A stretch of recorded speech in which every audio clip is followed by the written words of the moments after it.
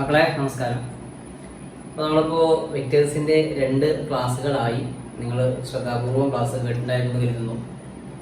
നമ്മൾ ഉദ്ദേശിക്കുന്നത് ആ ക്ലാസ്സുകളിൽ പറഞ്ഞ കുറച്ച് കാര്യങ്ങൾ ചെറിയ രീതിയിൽ എക്സ്പ്ലെയിൻ ചെയ്യാൻ ശ്രമിക്കുകയാണ്. ഓക്കെ, അപ്പോൾ ക്ലാസ് കണ്ട ശേഷം നിങ്ങൾക്കുള്ള ഡൗട്ടുകൾ നമ്മുടെ ഗ്രൂപ്പുകളിൽ നിങ്ങൾക്ക് അറിയിക്കാം. ഓക്കെ, അപ്പോൾ ആദ്യമായിട്ട് നമ്മൾ 10ാം ക്ലാസ് ചാർട്ട് തുടങ്ങണമെങ്കിൽ 9ാം ക്ലാസ്സിൽ നമ്മൾ നിർബന്ധമായിട്ടും അറിഞ്ഞിരിക്കേണ്ട കറണ്ട്, അതുപോലെ പൊട്ടൻഷ്യൽ ഡിഫറൻസ്, പൊട്ടൻഷ്യൽ വ്യത്യാസം, റെസിസ്റ്റൻസ്, ഓംസ് ലോ, അങ്ങനത്തെ കുറച്ച് കാര്യങ്ങൾ ഡിസ്കസ് ചെയ്യണം. ഓക്കെ, അപ്പോൾ എന്താണ് കറണ്ട് എന്ന് പറഞ്ഞാൽ നമുക്ക് സുപരിചിതമായിട്ടുണ്ടായിരിക്കും. നമ്മൾ കറണ്ടിനെ പറ്റി എല്ലായ്പ്പോഴും കേൾക്കുന്നതാണ് അല്ലെ. കറണ്ട് ഇല്ലാത്തൊരു ജീവിതം തന്നെ നമുക്ക് സങ്കല്പിക്കാൻ പറ്റൂല. ഓക്കെ, അപ്പോൾ ഈ കറണ്ട് എന്താണെന്ന് ചോദിച്ചാൽ പല സിറ്റുവേഷനിൽ പല പല നിർവചനങ്ങളാണ്, പല പല ഡെഫിനേഷൻസുകളാണ് നമ്മൾ കറണ്ടിന് പറയാം. പക്ഷെ നമ്മൾ സിംപ്ലി ഒരു 10ാം ക്ലാസ്സിലെ മക്കൾ ഓർത്ത് നോക്കാം. നമ്മളിപ്പോൾ കാണുന്ന കറണ്ട് എന്ന് പറഞ്ഞാൽ നമ്മൾ വീട്ടിൽ സ്വിച്ച് ഇടുന്നു, ബൾബ് കത്തുന്നു, സ്വിച്ച് ഇടുന്നു, ഫാൻ കറങ്ങുന്നു, ഇതൊക്കെയാണ് നമ്മൾ ഉപയോഗിക്കുന്ന കറണ്ടിന്റെ ഉപയോഗങ്ങൾ എന്ന് പറഞ്ഞാൽ. ഓക്കെ, അപ്പോൾ നമ്മൾ ഈ കാണുന്ന കറണ്ട് എന്ന് വെച്ചാൽ ഇലക്ട്രോണുകളുടെ ഇലക്ട്രോണ്, പ്രോട്ടോണ്, ന്യൂട്രോൺ എന്നൊക്കെ നമ്മൾ കൂടുതൽ പരിചയപ്പെടുത്തേണ്ട ആവശ്യമില്ല, നിങ്ങൾക്ക് അറിയുമെന്ന് കരുതുന്നു. ഇലക്ട്രോൺ. ഓക്കെ, അപ്പൊ ഈ ഇലക്ട്രോണുകളുടെ ഒഴുക്കിനെ ഞാനിങ്ങനെ സൂചിപ്പിക്കാട്ടോ. കാണുന്നുണ്ടല്ലേ? ഓക്കെ, കാണുന്നുണ്ടല്ലേ? ഓക്കെ, അപ്പൊ ഈ ഇലക്ട്രോണിന്റെ ഒഴുക്കിനെയാണ് നമ്മൾ എന്ത് വിളിക്കുക? കറണ്ട് എന്ന് വിളിക്കുന്നത്. The flow of electrons is considered as electric current. Okay, അപ്പൊ കറണ്ട് കാണാനുള്ള സൂത്രവാക്യങ്ങളും കാര്യങ്ങളൊക്കെ ഉണ്ട്. ജസ്റ്റ് ഒന്ന് അറിയിക്കുന്നു, ഒന്ന് സൂചിപ്പിക്കുന്നു. ഈ ഇലക്ട്രോണുകളുടെ ഒഴുക്ക് എന്ന് പറഞ്ഞാൽ, അല്ലെങ്കിൽ ഇലക്ട്രോണുകളുടെ അളവിനെ നമ്മൾ ക്യൂ എന്ന അക്ഷരം കൊണ്ടാണ് സൂചിപ്പിക്കുക. ക്യൂ. ഓക്കെ, ശ്രദ്ധിക്കാം. ക്യൂ ക്വാണ്ടിറ്റി ഓഫ് ചാർജ് എന്ന് പറയാം. ചാർജിന്റെ അളവ്. ഇലക്ട്രോൺ എന്ന് പറഞ്ഞാൽ ചാർജാണ്. ഓക്കെ, ഇലക്ട്രോണിന്റെ ചാർജ് ഓർമ്മ ഉണ്ടോ അറിയില്ല. ഇലക്ട്രോണിന്റെ ചാർജ് നെഗറ്റീവ് ചാർജാണ്. ഇലക്ട്രോണിന്റെ ചാർജ്. ഓക്കെ, അപ്പം ഈ നെഗറ്റീവ് ചാർജുള്ള ഇലക്ട്രോണുകളുടെ ഫ്ലോ. ഓക്കെ, അങ്ങനെയെങ്കിൽ നോക്കണേ, ആ ഇതിലൂടെ ഒഴുകുന്ന ഒരു കണ്ടക്ടർ, ഒരു ചാലകം എന്നൊക്കെ വിളിക്കും. അപ്പൊ നമുക്ക് ചാലകം എന്താണ്, കണ്ടക്ടർ എന്താണെന്ന് അറിയാത്ത കുട്ടികളുണ്ടെങ്കിൽ ഒന്ന് ശ്രദ്ധിക്കണേ മക്കളെ. ഇത് ഒക്കെ അറിയുന്ന ആൾക്കാരുണ്ടാവും കേട്ടോ, അവര് ക്ഷമിക്കണം. കണ്ടക്ടർ അതല്ലെങ്കിൽ ചാലകം എന്ന് പറഞ്ഞാൽ നമ്മുടെ ചുറ്റുപാടും കറണ്ടിനെ കടത്തിവിടാൻ കഴിവുള്ള വസ്തുക്കൾ നമ്മൾ വിളിക്കുന്ന പേരാണ് കണ്ടക്ടർ. ചുറ്റുപാടും കറണ്ട് കടത്തിവിടാൻ കഴിവുള്ള വസ്തുക്കൾ ഒന്ന് ആലോചിച്ച് നോക്കി. എന്തൊക്കെയാണ് നമുക്ക് കണ്ടക്ടർ ഉൾപ്പെടുത്താൻ പറ്റും? Yes, okay. ഇരുമ്പ് കണ്ടക്ടറാണ്, അലൂമിനിയം കണ്ടക്ടറാണ്, കോപ്പർ കണ്ടക്ടറാണ്, സ്വർണ്ണ ഗോൾഡ് കണ്ടക്ടറാണ്, സിൽവർ കണ്ടക്ടറാണ്, നമ്മളെ മനുഷ്യ ശരീരം കണ്ടക്ടറാണ്. നമ്മൾ കണ്ടക്ടറാണ്. നമ്മൾ കണ്ടക്ടർ, ചാലകം എന്ന് വിളിക്കട്ടോ. ഓക്കെ, നമ്മൾ കറണ്ടിനെ കടത്തിവിടുക? അതിന് സംശയം കേട്ടോ. ഒന്ന് ജസ്റ്റ് ഒന്ന് ട്രൈ നോക്കണ്ട, ട്രൈ ചെയ്തേ ഇത് അറിയിക്കട്ടെ. ഓക്കെ, മക്കളെന്ത് ചെയ്യാ, വീട്ടില് ജസ്റ്റ് നമ്മള് പ്ലഗ് ഒക്കെ ഇതിന്റെ ഓട്ടല്ലേ, ജസ്റ്റ് ഒന്ന് ലൈറ്റിലാണ് നോക്കോണ്ടു. അപ്പൊ നമുക്കറിയാം നമ്മൾ കണ്ടക്ടർ ആണോ കണ്ടക്ടർ അല്ലേ, കറണ്ട് കടത്തി പോവോ കടന്നു പോകില്ലെന്നൊക്കെ അപ്പൊ തിരിച്ചറിയാം. ഓക്കെ കേട്ടാ മക്കളെ ഒന്ന് ഇന്ത്യ പേരിലെടുത്തിട്ട് ഞങ്ങൾ ഓരോന്ന് കാട്ടി കൂട്ടിക്കാണ്ട് ഞാനാ പറഞ്ഞു പറയരുതേ. ഓക്കെ, ആയിക്കോട്ടെ. അപ്പൊ എന്നാല് ഈ വസ്തുക്കൾ വിളിക്കുന്ന പേരാണ് കണ്ടക്ടറുകൾ. കറണ്ടിനെ കടത്തിവിടുന്ന വസ്തുക്കൾ അവകൾ വിളിക്കുന്നു കണ്ടക്ടർ, അതല്ലെങ്കിൽ ചാലകം എന്ന് വിളിക്കുന്നു. ഓക്കെ, അപ്പൊ അങ്ങനെയാണെങ്കിൽ ഒരു ചാലകത്തിലൂടെ, മുത്തുമക്കളെ ശ്രദ്ധിക്കണേ, ഒരു ചാലകത്തിലൂടെ ക്യൂ അളവ് ചാർജ് ഒഴുകുന്നുണ്ട്. എത്രയാ? ക്യൂ. ഇലക്ട്രോണിനെ കുതിച്ചൊഴുകാണ്, ഒരു കണ്ടക്ടറാണ്. അപ്പൊ എങ്ങനെ ഇലക്ട്രോൺ ഒഴുകുക, ആ കാര്യത്തിലൂടെ നമുക്ക് എത്താക്കാം. ഓക്കെ, അപ്പൊ അതിനു മുമ്പ് ഒരു കണ്ടക്ടറിലൂടെ ക്യൂ അളവ് ഓക്കെ, എത്ര ക്യൂ ക്വാണ്ടിറ്റി, ക്യൂ അളവ് ഇലക്ട്രോൺ ഒഴുകുന്നുണ്ട്. ഓക്കെ, അങ്ങനെയാണെങ്കിൽ ആ ചാർജിന്റെ യൂണിറ്റ് നമ്മൾ പറയാം കൂളോം എന്നാണ് പറയാം. ചാർജിന്റെ യൂണിറ്റ് ആരാണ്? കൂളോം. സി എന്ന് സൂചിപ്പിക്കും. വിഷയാകണ്ട, ഇത് നമ്മൾ ഡീറ്റെയിൽ ആയിട്ട് നമ്മൾ 10ാം ക്ലാസ്സിലും പറയും. ഓക്കെ, അപ്പൊ സിംപ്ലി ഓർത്ത് നോക്കാം. അപ്പൊ ക്യൂ അളവ് ചാർജാണ് ഒഴുകുന്നത്. എത്ര സമയം കൊണ്ട് ഒഴുകുന്നത് ചോദിച്ചാൽ ടി സെക്കൻഡ് നേരത്തേക്കാണ് ഒഴുകുന്നത്. എത്രയാ? ടി സെക്കൻഡ് നേരത്തേക്ക് ആണ് ഒഴുകുന്നത്. അങ്ങനെയെങ്കിൽ നമ്മുടെ ഈ സർക്യൂട്ടിലൂടെയുള്ള, ഈ കണ്ടക്ടറിലൂടെയുള്ള കറണ്ടിനെ നമ്മൾ സൂചിപ്പിക്കുന്നു I is equal to പറയുന്നു Q by T. അതാണ് I is equal to Q by T. Charge divided by T എന്ന് പറയും. ഓക്കെ, അങ്ങനെയാണെങ്കിൽ മുത്തുമക്കളെ ശ്രദ്ധിക്കണേ, ഈ കറണ്ടിന് യൂണിറ്റ് നമ്മൾ കൊടുക്കണം. നമ്മൾ 9ാം ക്ലാസ്സിലേക്ക് വല്ലാതെ പഠിക്കാത്തത് കൊണ്ട് നമുക്ക് യൂണിറ്റ് അതിന്റെ ഇമ്പോർട്ടൻസ് ഒന്നും അറിയണ്ടാവില്ല. ഫിസിക്സിൽ വളരെ പ്രധാനപ്പെട്ടതാണ്. ഓരോരോ അളവുകൾക്കും ഓരോരോ ക്വാണ്ടിറ്റികൾക്കുള്ള യൂണിറ്റുകൾ കേട്ടോ, അതൊക്കെ എഴുതി ശീലിക്കണം. വെറും ഒരു വാല്യൂ മാത്രം എഴുതിയതുകൊണ്ട് ഫിസിക്സിലേക്ക് യാതൊരുവിധ അർത്ഥമില്ല കേട്ടാ. ഓക്കെ, അപ്പൊ ഫിസിക്സിന്റെ ലോകത്തോട്ട് മക്കൾ വരണം, നമുക്ക് വരുത്താം. അതേപോലെ അങ്ങനെയാണെങ്കിൽ ഈ കറണ്ടിന്റെ യൂണിറ്റ് എന്താണെന്ന് ചോദിച്ചാല് മക്കളെ ഇതെന്താ, ക്യൂ എന്താ, ചാർജ് തന്നെ. ചാർജിന്റെ യൂണിറ്റ് എന്താണ്, കൂളോം ആണ്. ബൈ ദ ടൈം ആണ്. ടൈമിന്റെ യൂണിറ്റ് ആരാണ്, സെക്കൻഡ് ആണ്. അങ്ങനെയാണെങ്കിൽ കറണ്ടിന്റെ യൂണിറ്റ് നോക്കണേ, നമ്മുടെ മക്കളെ 10ാം ക്ലാസ്സിൽ ത്രൂ ഔട്ട് ആയിട്ട് 10ഉം +1 +2 ഒക്കെ പഠിക്കുകയാണെങ്കിലും കറണ്ടിനെ എപ്പോഴും സൂചിപ്പിക്കുന്ന വെക്ടർ എന്താണ്, ഐ ആണ്. Okay, I intensity of electric current എന്ന് വിളിക്കുന്നു. അങ്ങനെയാണെങ്കിൽ ആ കറണ്ടിന്റെ unit coulomb by second. Okay, coulomb by second വിഷയാക്കണ്ട, ഡീറ്റെയിൽ ആയിട്ട് നമ്മൾ വീണ്ടും 10ാം ക്ലാസ്സിൽ പറയും. ഇപ്പൊ നമ്മൾ ജസ്റ്റ് അറിഞ്ഞിരിക്കുക കൂളോം ബൈ സെക്കൻഡ്. അതല്ലെങ്കിൽ നമ്മൾ അതിനെ വിളിക്കുന്നു ആംബിയർ എന്നാണ് വിളിക്കുക. കറണ്ടിന്റെ യൂണിറ്റ് ചോദിച്ചാൽ ആരാണ്, ആംബിയർ. അപ്പൊ എന്റെ മുത്തുമക്കള്, പക്ഷേ നിങ്ങൾ ഈ കൂളോം പറഞ്ഞു കിട്ടിയേണ്ട വിഷയാക്കണ്ട. എന്റെ മുത്തുമക്കൾ ഇപ്പോ ഈ ഒരു സൂത്രവാക്യം, ഒരു ഇക്വേഷൻ നോക്കി വെക്കണം. കറണ്ട് കാൽക്കുലേറ്റ് ചെയ്യാനുള്ള ഇക്വേഷൻ I = Q/T. അതിന്റെ യൂണിറ്റ് കൂളോം ബൈ സെക്കൻഡ്. അതല്ലെങ്കിൽ എന്താ വിളിക്കാം, ആംബിയർ. ഓക്കെ, അപ്പൊ കൂളോം എന്തിന്റെ യൂണിറ്റ് ആണ്, കൂളോം എന്തിന്റെ യൂണിറ്റാ, കൂളോം ചാർജിന്റെ യൂണിറ്റ് ആണ്. കൂളോം കറണ്ടിന്റെ യൂണിറ്റോ, ആംബിയർ ആണ് കറണ്ടിന്റെ യൂണിറ്റ്. ഓക്കെ, യെസ്, ആയിക്കോട്ടെ. അങ്ങനെയാണെങ്കിൽ കുത്തുമക്കളെ വെക്കട്ടാ, ഇത് കണ്ടണ്ട, വിഷയാക്കണ്ട. ആവശ്യമായ നോട്ട്സുകൾ നിങ്ങൾ വീഡിയോ ഒന്ന് പോസ്റ്റ് ചെയ്തിട്ട് ഒന്ന് എഴുതാൻ ശ്രമിക്കുക. ഓക്കെ, യെസ്, ആയിക്കോട്ടെ. അങ്ങനെയാണെങ്കിൽ അടുത്തതായിട്ട് നമുക്ക് അറിഞ്ഞിരിക്കേണ്ട സാധനം, നമ്മൾ പറഞ്ഞു കറണ്ട് എന്ന് പറഞ്ഞാൽ ഇലക്ട്രോണിന്റെ ഫ്ലോ ആണ് അല്ലെ. ഓക്കെ, അപ്പൊ ഇലക്ട്രോണ് ഫ്ലോ ചെയ്യണമെങ്കിൽ എന്താണ്, ഈ ഇലക്ട്രോണുകൾക്ക് ഒരു ഭാഗത്തോട്ട് ഫ്ലോ ചെയ്യണമെങ്കിൽ എന്തൊക്കെയോ ഒരു സാധനങ്ങൾ വേണം. എന്തൊക്കെയോ ഒരു സാധനം വേണം. അവിടെയാണ് നമുക്ക് പ്രശ്നം ഉണ്ടാവുക. താമസിച്ച കുട്ടികളെ സംബന്ധിച്ച് ഒരു പ്രശ്നം ഉണ്ടാകുന്ന ഒരു കാര്യമാണ് അടുത്ത കുറച്ച് ടേംസുകൾ. അപ്പൊ നിങ്ങളൊന്ന് ചിന്തിക്കട്ടെ, എന്റെ കൂടെ ചിന്തിക്കണേ, ഞാൻ പറയുമ്പോൾ കൂടെ ചിന്തിക്കണേ. ഇപ്പൊ നമുക്കറിയാം ഈ കാറ്റ് എന്ന സാധനം ഉണ്ടാവില്ലേ, കാറ്റ്. ഓക്കെ, കാറ്റ് എന്ന് പറഞ്ഞാൽ വായുവിന്റെ പ്രവാഹമാണ് അല്ലെ, വായുവിന്റെ ഒഴുക്കാണ്, എയറിന്റെ ഫ്ലോ ആണ്. അപ്പൊ ഈ എയർ ഇവിടെ നിന്ന് എങ്ങോട്ടാണ് ഫ്ലോ ചെയ്യുക, അതല്ലെങ്കിൽ എയർ ഫ്ലോ ചെയ്യുന്ന ക്രൈറ്റീരിയ, കണ്ടീഷൻ എന്താണെന്ന് വെച്ചാൽ, മാനദണ്ഡം എന്താണെന്ന് വെച്ചാൽ പ്രഷർ കൂടിയ, മർദ്ദം കൂടിയ ഒരു സ്ഥലം, പ്രഷർ കുറഞ്ഞ ഒരു സ്ഥലം, മർദ്ദം കുറഞ്ഞ സ്ഥലം. ഓക്കെ, അപ്പൊ മർദ്ദം കൂടിയ സ്ഥലത്ത് നിന്ന് മർദ്ദം കുറഞ്ഞ സ്ഥലത്തോട്ട് ഈ മർദ്ദ വ്യത്യാസത്തിന്റെ ഫലമായിട്ട് അഥവാ പ്രഷർ ഡിഫറൻസിന്റെ ഫലമായിട്ടാണ് നമ്മൾ ഈ എയർ ഒഴുകുന്നത്. അതിനെയാണ് നമ്മൾ കാറ്റ് എന്ന് വിളിക്കുന്നത്. ഓക്കെ, ഇതേപോലെ മക്കളെ വെള്ളം ഒഴുകുക, വാട്ടറിന്റെ ഫ്ലോ, നമുക്കറിയാം വെള്ളം ഒഴുകുക, നമുക്ക് മനസ്സിലാകുന്ന ഭാഷയിൽ പറഞ്ഞിട്ടുണ്ടെങ്കിൽ അവിടെ ഒരു പൊട്ടൻഷ്യൽ എനർജി, ഒരു സ്ഥിതികോർജ്ജ ടേമൊക്കെ പറയുന്നുണ്ട്. അത് പറ്റിയ നമുക്ക് കൺഫ്യൂഷൻ ആവണ്ട. തിരുവനന്തപുരം വെള്ളം ഒഴുകുക ഉയരം കൂടിയ ഒരു പോയിന്റിൽ നിന്ന് ഉയരം കുറഞ്ഞൊരു പോയിന്റിലോട്ടാണ് വെള്ളം ഒഴുകുക. ശരിയല്ലേ? ഓക്കെ, അപ്പൊ വെള്ളം ഒഴുകാനുള്ള കണ്ടീഷൻ എന്താ, വെള്ളം ഒരു പോയിന്റ് മറ്റൊരു പോയിന്റിൽ ഒഴുകണമെങ്കിൽ ആ രണ്ട് പോയിന്റുകൾക്കിടയിൽ ഒരു ഹൈറ്റ് ഡിഫറൻസ്, ഒരു ഉയര വ്യത്യാസം ഉണ്ടാകണം.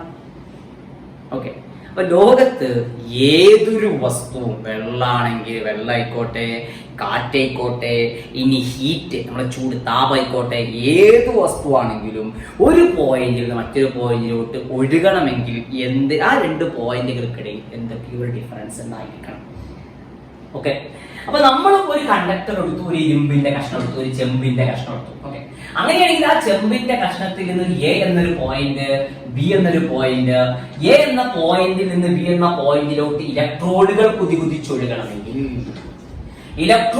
കുതികുതിച്ചൊഴുകണമെങ്കിൽ മുത്തുമക്കൾ ഓർത്തു വെക്കണേ, ഇലക്ട്രോൺ ഒഴുകണമെങ്കിൽ അഥവാ നമ്മൾ പറയപ്പെടുന്ന കറണ്ട് ഉണ്ടാകണമെങ്കിൽ ഈ രണ്ട് പോയിന്റുകൾക്കിടയിൽ, നമ്മൾ വെള്ളത്തിന്റെ കേസിൽ എന്താ പറഞ്ഞത്, എന്ത് വ്യത്യാസം പറഞ്ഞത് എന്ന് പറയും. വെള്ളത്തിന്റെ കേസിൽ നമ്മൾ പറഞ്ഞു ഉയര വ്യത്യാസം പറഞ്ഞു അല്ലെ. ഓക്കെ, വായുവിന്റെ കേസിൽ അഥവാ കാറ്റിന്റെ കേസിൽ മർദ്ദ വ്യത്യാസം എന്ന് പറഞ്ഞു അല്ലെ. അതേപോലെ ഇലക്ട്രോണിന്റെ കേസിൽ നമ്മൾ പറയും ഈ രണ്ട് ബിന്ദുക്കൾ തമ്മിൽ, രണ്ട് പോയിന്റുകൾ തമ്മിൽ പൊട്ടൻഷ്യൽ വ്യത്യാസം, പൊട്ടൻഷ്യൽ വ്യത്യാസം. ഈ വ്യത്യാസത്തെ എന്തോ ഒരു വ്യത്യാസം ഉണ്ടെങ്കിൽ ഇലക്ട്രോണുകൾ ഓക്കെ, ആ ഒരു വ്യത്യാസത്തെ നമ്മൾ വിളിക്കുന്ന പേരാണ് പൊട്ടൻഷ്യൽ വ്യത്യാസം. ഓക്കെ, പൊട്ടൻഷ്യൽ വ്യത്യാസം അഥവാ നമ്മൾ ഇംഗ്ലീഷ് വിളിക്കുന്നു പൊട്ടൻഷ്യൽ ഡിഫറൻസ് എന്ന് വിളിക്കും. Potential difference. ഓക്കെ, അതിന്റെ യൂണിറ്റ് വോൾട്ട്. ഓക്കെ, നമ്മൾ 9ാം ക്ലാസ്സിൽ നിർബന്ധമായിട്ട് അറിഞ്ഞിരിക്കേണ്ട അടുത്തൊരു ടേമാണ് പൊട്ടൻഷ്യൽ ഡിഫറൻസ്. യൂണിറ്റ് വോൾട്ട് എന്നാണ് പറയാം. ഓക്കെ, ഈ ഒരു പൊട്ടൻഷ്യൽ ഡിഫറൻസ് ഉണ്ടാക്കുന്നതിന് വേണ്ടിയിട്ടാണ് നമ്മൾ സർക്യൂട്ടിൽ മക്കളായി കാണുന്നുണ്ടല്ലോ. നോക്കി സർക്യൂട്ടിൽ ഇങ്ങനെ സാധനം വെക്കട്ടെ. ഇതിനെ നമ്മള് സെല്ല്. ഓക്കെ, ഒരുപാട് സെല്ലുകൾ കൂടി ചേർന്നാൽ നമ്മൾ അതിനെ ബാറ്ററി എന്ന് പറയും. ഓക്കെ, ഇതൊക്കെ നോക്കാനുള്ള മക്കളെ സെല്ലിന്റെ പോസിറ്റീവ് ഭാഗമാണത്, നെഗറ്റീവ് ഭാഗമാണത്. ഓക്കെ, ഒന്നിലധികം സെല്ലുകൾ ഉണ്ടെങ്കിൽ അതിന് വിളിക്കുന്ന പേരാണ് ബാറ്ററി. ഓക്കെ, ബാറ്ററിന്റെ വലിയ ഭാഗം പോസിറ്റീവും ചെറിയ ഭാഗം ആരാണ് നെഗറ്റീവും ആണ്. ഓക്കെ, അപ്പൊ ഈ സെല്ലുകൾ എന്താ ചെയ്യുന്നത്, അല്ലെങ്കിൽ ബാറ്ററി എന്താ ചെയ്യാ? നമ്മൾ വീട്ടിലൊക്കെ ബാറ്ററി ഇല്ലേ, ബാറ്ററി വെക്കൂലേ? നമ്മുടെ ക്ലോക്കിലൊക്കെ ബാറ്ററി ഒക്കെ വെക്കും അല്ലേ? ക്ലോക്കില് വാച്ചിലൊക്കെ ബാറ്ററി ഉണ്ടാവും. ഓക്കെ, അപ്പൊ ഈ ബാറ്ററിന്റെ ഫംഗ്ഷൻ എന്താ? ബാറ്ററിന്റെ പരിപാടി ഇതാണ്. ബാറ്ററി എന്ത് ചെയ്യും? ആ സർക്യൂട്ടിലൂടെ ഇലക്ട്രോണിനെ ഇങ്ങനെ തള്ളുക. ഇലക്ട്രോണെ ഇലക്ട്രോണിനെ അങ്ങനെ തള്ളി വിടുക, തള്ളിമറി. ഓക്കെ, അങ്ങനെ ഈ ബാറ്ററി ഇലക്ട്രോണിന്റെ മേത്ത് കൊടുക്കുന്ന ആ ഒരു തള്ളലുണ്ടല്ലോ. ഓക്കെ, അതിനെ വിളിക്കുന്ന പേരാണ് EMF എന്നൊക്കെ വിളിക്കും. ഓക്കെ, വിഷയാക്കണ്ട, അതൊക്കെ നമ്മൾ 10 കേൾക്കൂട്ടാ. ഇലക്ട്രോ മോട്ടീവ് ഫോഴ്സ് എന്ന് പറയും. Okay, electro motive force. Okay, yes. അവന്റെ മുത്തുമക്കള് ഇപ്പോ ഈ പഠിച്ചതിന്റെ ഒരു ആകത്തുക എന്തൊക്കെയാണ് ആശയങ്ങൾ പറഞ്ഞത്? വേദാറാവുന്നതാണ്. സിമ്പിൾ, ഇത്രയേ പറഞ്ഞുള്ളൂ. ഈ പറഞ്ഞതിന്റെ ഒക്കെ നമുക്ക് ആവശ്യമുള്ളത്, നമുക്ക് 10ാം ക്ലാസ്സിൽ ആവശ്യമുള്ളത് മക്കൾ തോർത്തു വെച്ചോളി. എന്താണ് കറണ്ട്? കറണ്ട് എന്ന് പറഞ്ഞാൽ ഇലക്ട്രോണുകളുടെ പ്രവാഹത്തെ വിളിക്കുന്ന പേരാണ് കറണ്ട്. അപ്പൊ ഏതൊരു ചാലകത്തിലൂടെയും ഏതൊരു സർക്യൂട്ടിലൂടെയും ഇലക്ട്രോൺ ഒഴുകണമെങ്കിൽ ആ സർക്യൂട്ടിൽ നമ്മൾ എന്ത് കൊടുക്കണം? ഒരു ബാറ്ററിയോ സെല്ലോ എന്തെങ്കിലും കൊടുക്കണം. ഓക്കെ, അപ്പൊ ഓല അവിടെ എന്താണ് കൊടുക്കുന്നത്? ഓല അവിടെ എന്താ ഉണ്ടാക്കുന്നത്? ഈ ബാറ്ററി വെച്ച ഓല എന്താ ഉണ്ടാക്കുന്നത്? അവിടെ ഓല ഉണ്ടാക്കുന്നു പൊട്ടൻഷ്യൽ ഡിഫറൻസ്, ഒരു പൊട്ടൻഷ്യൽ വ്യത്യാസം. ഇലക്ട്രോൺ ഒഴുകാൻ ആവശ്യമായ ഒരു പൊട്ടൻഷ്യൽ വ്യത്യാസം ഉണ്ടാക്കുന്നു. ഓക്കെ, അപ്പൊ നമ്മൾ വലിയൊക്കെ മക്കൾ കണ്ടില്ലേ, ക്ലോക്കിൽ ചിലപ്പോ ബാറ്ററി കഴിയും. ബാറ്ററി കഴിയുമ്പോൾ ക്ലോക്ക് നടക്കൂല. അപ്പൊ നമ്മളൊക്കെ പറയും, ബാറ്ററി കഴിഞ്ഞോട്ടോ, ബാറ്ററി കഴിഞ്ഞിട്ടോ അറിയും അല്ലേ? എന്നിട്ട് പുതിയ ബാറ്ററി ഒക്കെ വെക്കും. അപ്പൊ എന്താ പഴയ ബാറ്ററിന്റെ പ്രശ്നം എന്താ? യെസ്, പഴയ ബാറ്ററിക്ക് എന്തില്ല? പൊട്ടൻഷ്യൽ വ്യത്യാസം ഉണ്ടാക്കാനുള്ള കഴിവ് നഷ്ടപ്പെട്ടു. ഇലക്ട്രോണിനെ തള്ളിവിടാനുള്ള കഴിവ് നഷ്ടപ്പെട്ടു. ഓക്കെ, ഓനക്ക് ഇനി ഇലക്ട്രോണിനെ തള്ളിവിടാൻ കഴിയൂല. ഓക്കെ, ഓന്റെ ആ കഴിവില്ലാതായി. Okay, yes. അപ്പൊ നമ്മൾ എന്ത് ചെയ്യുന്നു? അതിനെ മാറ്റുന്നു, പുതിയ ബാറ്ററി വെക്കുന്നു. പുതിയ ബാറ്ററി വരുമ്പോൾ അച്ചങ്ങായി എന്ത് ചെയ്യും? വീണ്ടും പൂർവാധികം ശക്തിയോട് കൂടി ഇലക്ട്രോണിനെ തള്ളിവിടുന്നു.